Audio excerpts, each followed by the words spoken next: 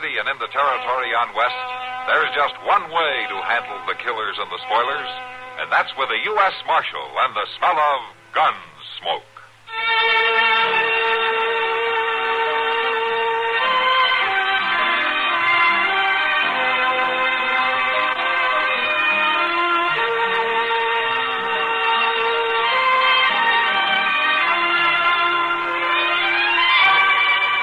Gunsmoke, starring William Conrad, the story of the violence that moved west with young America, and the story of a man who moved with it. I'm that man, Matt Dillon, United States Marshal. The first man they look for and the last they want to meet. It's a chancy job, and it makes a man watchful and a little lonely.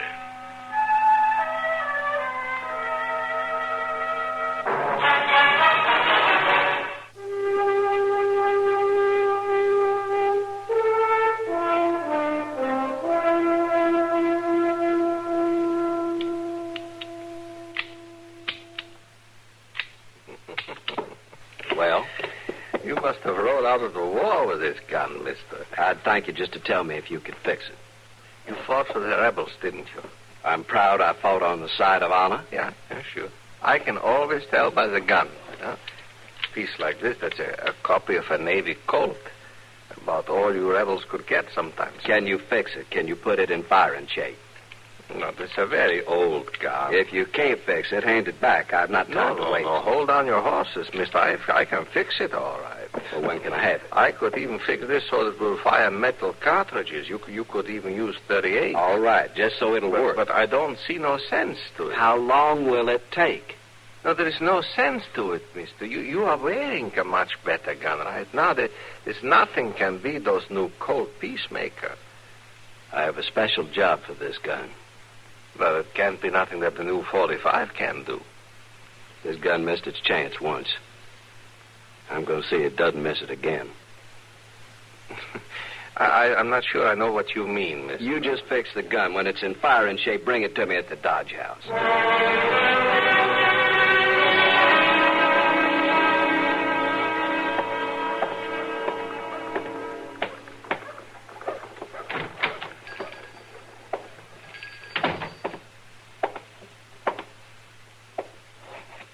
Storekeeper? Storekeeper? Just a minute, mister. I'm not accustomed to being kept waiting. I said just a minute. I don't see how you can keep your business going if you're not here to wait on customers. Well, now, no use getting riled, mister. I've got a lot of things to do back there in the storeroom.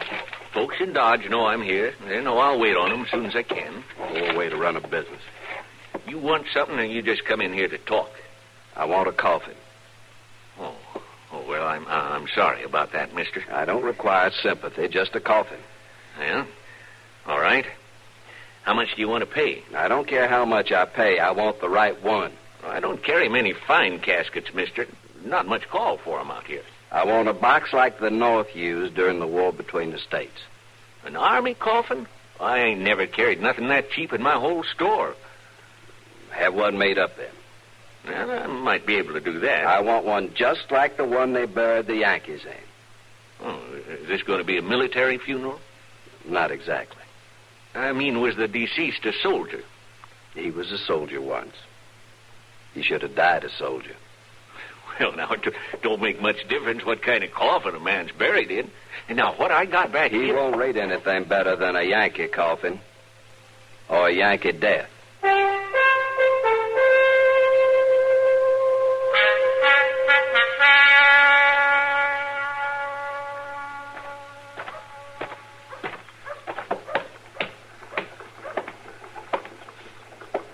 Sir?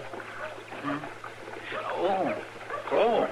My name is Yancey Groat. I'd like some information. Why, sure, Mr. Groat. Be glad to tell you just about anything you might like to know. My name's Chester Prowse. I want to bury him. Oh, my gracious, Mr. Groat. That's a shame. And I want a preacher to read the service. Sure you do. It's only fitting. It's a funny thing, though. What? Well, I can't recollect anybody around these parts who's died recent. It doesn't matter. Well, now, Mr. Groat, begging your pardon, but it might matter a good deal. All I want is the name of a man to read the service. Well, now, that's just it. Some folks would want one kind of a burying, and some folks would want another. Folks around here who call for a preacher seem to like to be spoke over or sung over. Just give me a name. They either like a lot of words telling what a fine fella there was, or they like to be sung away gentle-like. Is the body here in Dodge? Not yet. Oh, being freighted in, is he? No. He's riding in.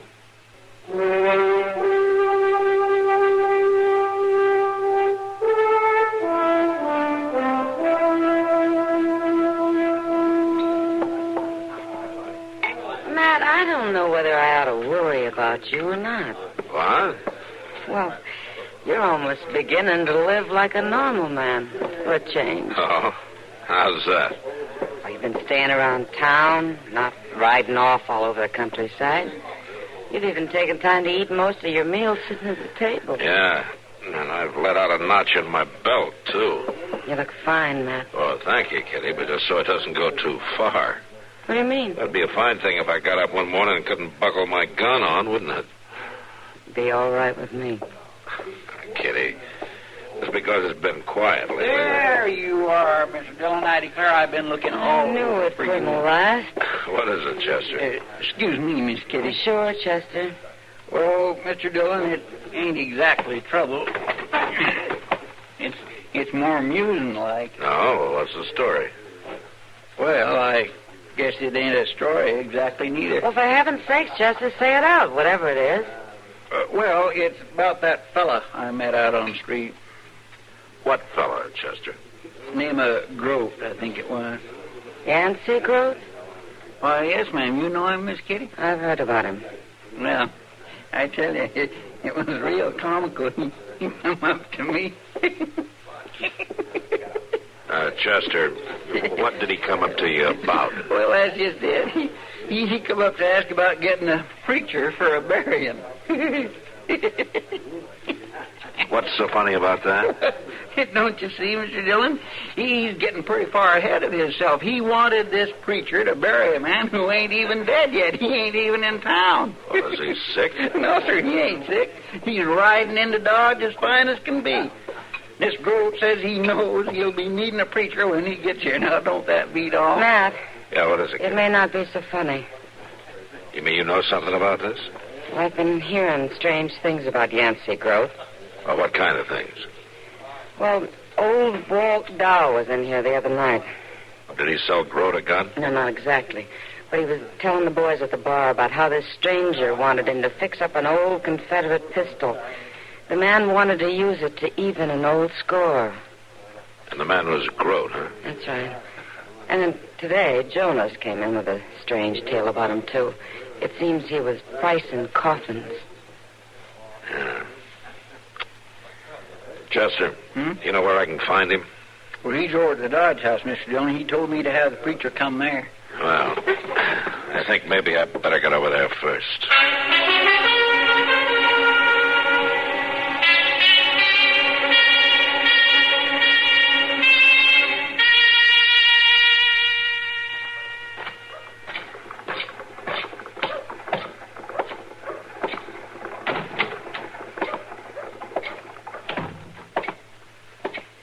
Hello, Toby.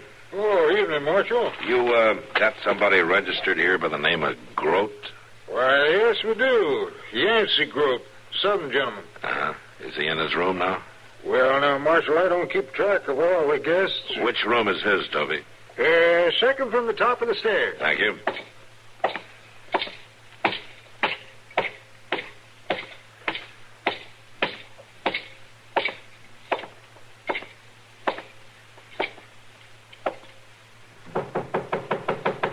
Groat, are you in there?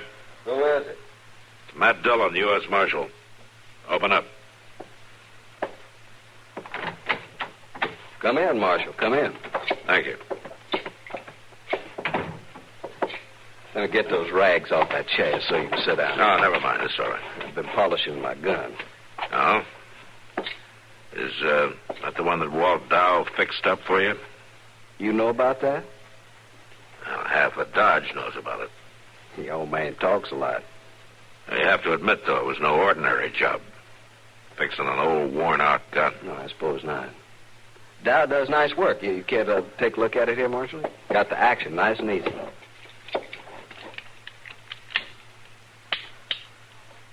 Yeah, it works fine. Dow seemed to feel that you had a special plan for this gun. Oh, I do, Marshal, I do. Maybe you better tell me about it, huh? Why, I'm going to use it to kill a man. Oh? Who is he? I don't think you know him, Marshal, but not that it make any difference. He isn't here yet. What's his name? His name's Tom Haskett. He'll be here in a few days. He's coming with a herd of cattle. And I'll be waiting. I've been waiting for too many years already. You listen to me, Groat. No, Marshal, you listen to me. There's nothing you can say to stop me. There's nothing you can do that'll save Haskett's life. I saved it once myself, and it was the biggest mistake I ever made. You're sure trying to make a bigger one. I know you're doing your duty as a lawman, but I'm here to do my duty, too. And I'm going to finish something I should have finished at Manassas. Most folks are doing their best to forget about the war, I Groat. had him there lying wounded at my feet. A Yankee soldier. I had this gun in my hand. I should have finished him. I should have finished him right there. It's no crime to let a man live. 2 years later, he was with Sherman in Georgia. Tom Haskett led his men to burning my home. My wife was killed trying to escape. I should have finished him. And I will. I can't blame you for your feelings, Groat, but killing isn't going to bring anything back. Your wife will still be dead, and you'll have a murder on your hands. This won't be murder, Marshal. Merely delayed justice. The court won't see it that way. There's no law in the land can stop me. I've been trailing Tom Haskett for years, and now I found him. And I'm going to kill him. Groat, maybe you can't help it if the bitterness in your brain is eating away the reason, but let me tell you something. You're not going to work out your revenge in Dodge. As soon as I hear that cattle drive is near town, I'm going to lock you up, and I'm going to keep you locked up till Haskett's safely out of town. You can't stop me, Marshal. I hope I won't have to, Groat. I hope maybe you'll stop yourself.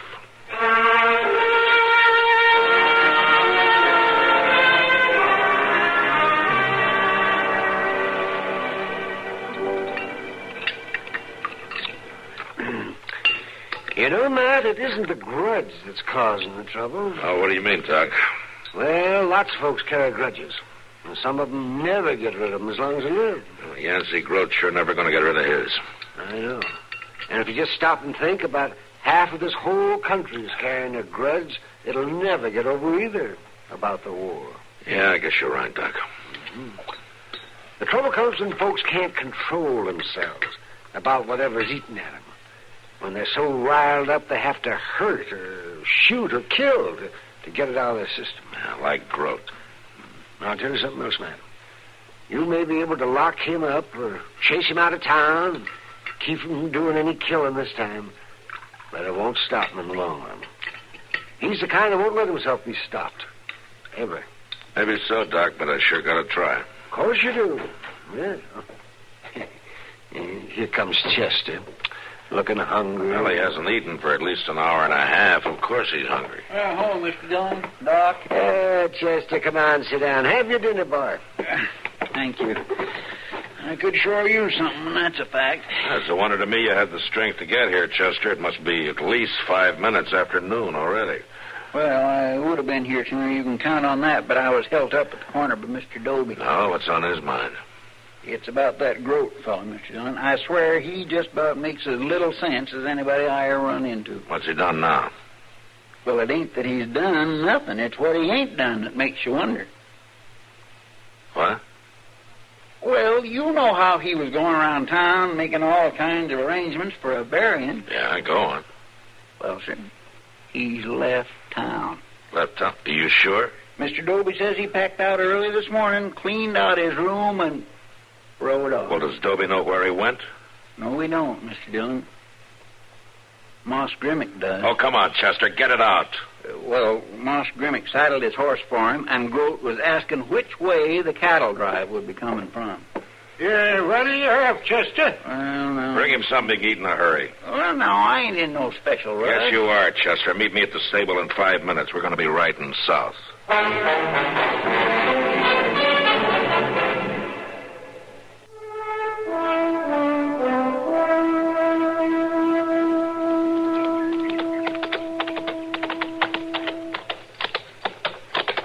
You the cook for this outfit, mister?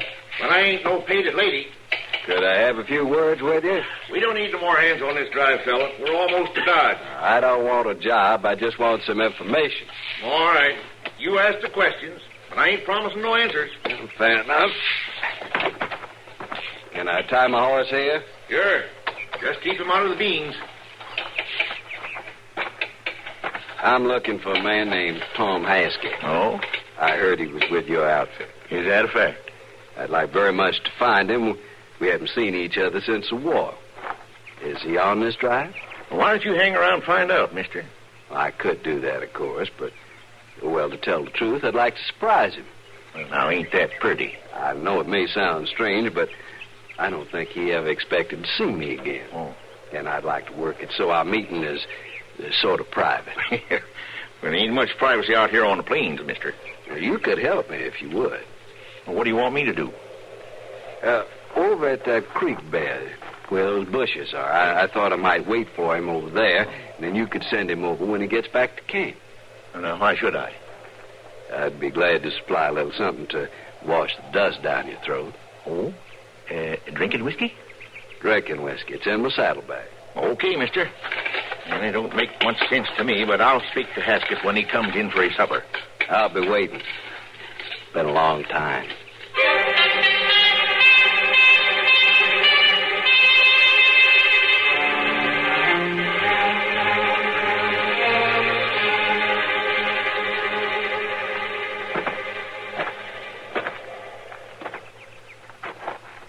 Somebody want to see me? You Tom Haskett? Yeah, I'm Haskett. Over here.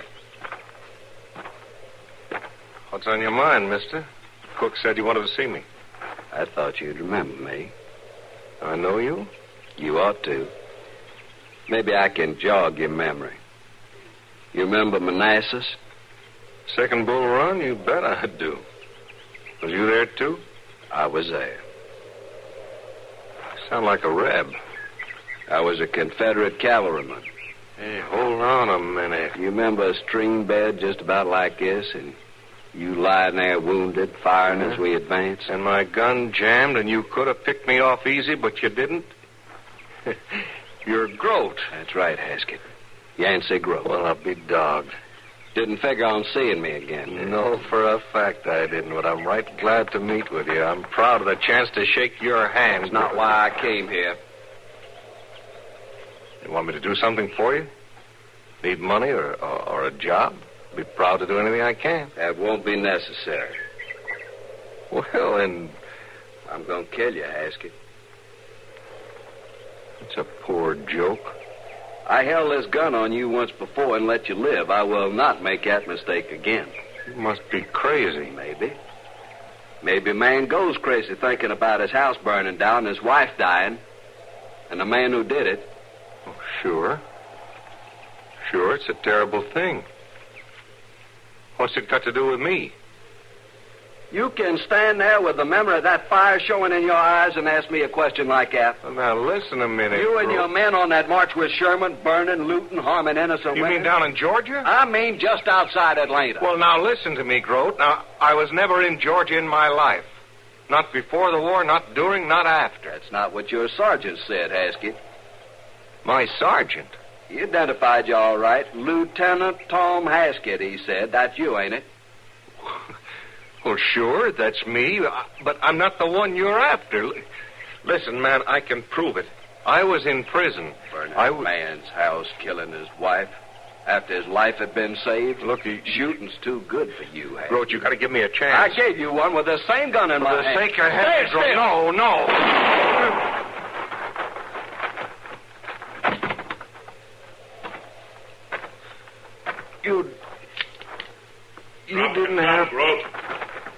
too late, Marshal. I said drop it.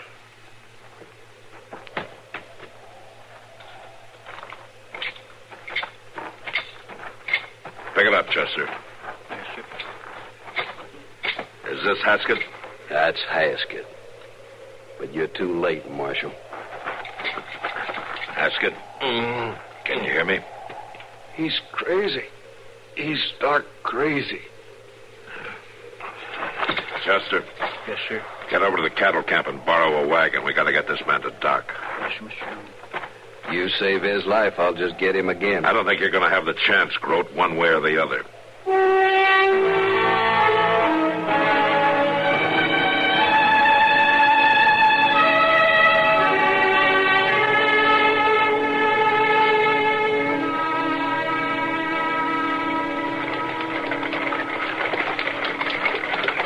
Hold up, Chester. There's Doc across the street. Yes, sir. Whoa. Hey, Doc. Hey, Doc. Come over here, will you? Oh, yes, sure, Matt. Nobody can help him. You just sit quiet, Groat. What is it, Matt? Doc, we got a badly wounded man in the wagon. Thought you ought to take a look at him before we moved him up to your office. Well, that's a good idea. Yeah, help me up, will you, Chester? Sure, Doc. Give me a hand. Yeah. Thank you, Chester. Now then, you just lie still. Let me see. Easy now. It'll just be a minute. What do you think, Doc? He's not good, man. Not good. Doc. We'll do what we can now, but just easy now. You're Doc Adams. That's my name. Don't you remember me? No, but it doesn't matter. Now, don't you worry about it. Does matter. Look at me, Doc. I'm Tom Haskett. Now, don't try to talk. You've got to remember Libby Prison, Doc. You remember Libby Prison? Sure. I was there long enough, but you got to be quiet. Look at my right eye. Scarred. Scar? Let me see. You tell him, Doc. Tell him I was there. Why, I believe you're right. You mean you do remember him, Doc? Well, yes, Matt, I believe I do. I might forget his face, but I can never forget that scar. I worked hard to save that eye. He was in Libby Prison with you? Yes, he was. Right up to the end of the war. And he couldn't have been with Sherman in Georgia. I just said we were in Libby, didn't I? Groat. Did you hear that? I made a mistake. You can just bet you did. You spend years of your life planning a killing and then end up shooting the wrong man. I saved his life once, Marshal. You've canceled that score, Groot. What do you mean? He's dead. I didn't mean... You lived your whole life just planning this thing. Ever since the war. Now, there's just one thing about it. What's that, man? At least another part of the war is over. But like most wars, it ended too late.